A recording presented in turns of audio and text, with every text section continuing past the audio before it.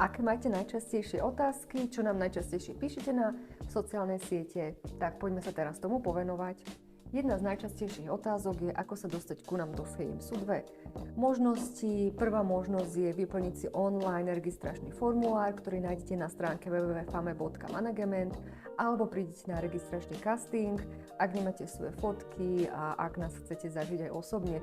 Takže informácie tiež nájdete na stránke www.fame.management.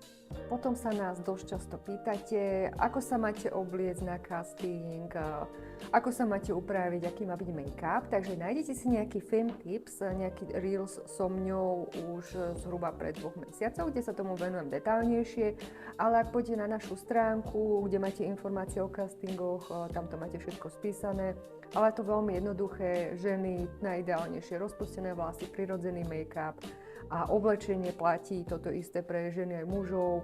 Fakt niečo bez nápisov, bez vzorov, takže ja nie som moc vhodne oblečená, jedine ak bez tohto. Takže ideálne nejaké čierne tričko, tmavo-modré, niečo fakt neutrálne a nie je dobre celkom biele tričko, budete sa fotiť pred bielým pozadím.